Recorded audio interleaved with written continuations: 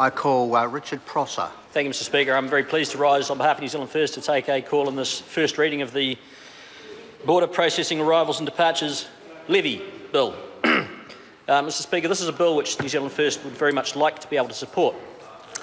At the moment we don't, or rather at the moment we can't, because we have some questions and some concerns which are yet to be addressed and answered.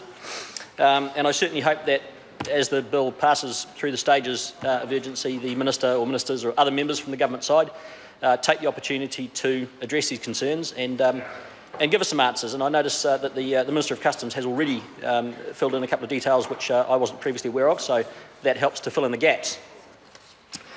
Mr Speaker, yesterday the Right Honourable Winston Peters referred to this bill as the holiday tax bill, and that is one of our primary concerns. We are very concerned that, in fact, this may be nothing other than a holiday tax bill, and I would like the Minister, either of the Ministers or someone else, to reassure us that it's not. Mr Speaker, New Zealand First has called long and loud, often, for better resourcing for biosecurity. We understand just how vitally important biosecurity is for the primary sector. We know full well how important the primary sector is to the entire economy, to our way of life. There's an awful lot riding on it, and for that reason, we have often and loudly called for better resourcing for biosecurity. And if indeed this measure does constitute better resourcing, if it does mean more money, if it will mean more boots on the ground, if it will mean more sniffer dogs and more X-ray machines, then those are good things which we support wholeheartedly. I am a little bit concerned that Minister Wagner, when she spoke, talked about cost recovery.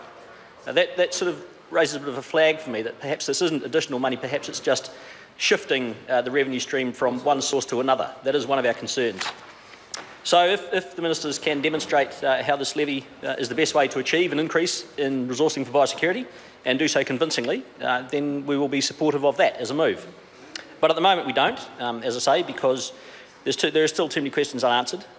There's too little in the way of detail and explanation in the bill itself, and in the government's supporting material, its publicity material. There are some elements of that which are kind of ambiguous. There's material in the departmental disclosure statement, for example, which seems to be at odds with some of the government's publicity material. And it will give us great confidence if the government is prepared to address these matters as we go through the stages, and hopefully persuade us that our concerns are not founded. And I say that, Mr Speaker, because if they don't, then there's actually no other way in which this bill is able to be examined or explained.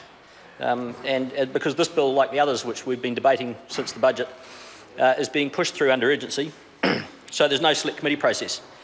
No opportunity for the public to make submissions, no opportunity for industry, for the primary sector to make submissions, no opportunity for anybody who's going to be affected to ask questions, to make input. Because that's the nature of urgency, Mr Speaker. When we move into urgency and pass legislation under urgency, what we are essentially doing is suspending the normal constitutional processes of this House and of the country. And it's not something that we believe should be done lightly or indeed often. But it does seem, certainly in the short number of years that I've been in this House, Mr Speaker, it seems to be becoming something which this government is tending to do more and more often, with greater frequency. And also it would seem, to me anyway, with less and less in the way of justification. So, Mr Speaker, the day before yesterday, when the Leader of the House was advising why this bill would go through under urgency, he said, and I quote, "The Border Processing Arrivals and Departures Levy Bill is being introduced because demand for border clearance services is increasing due to the number of airline and cruise ship passengers arriving and departing from New Zealand." Yes.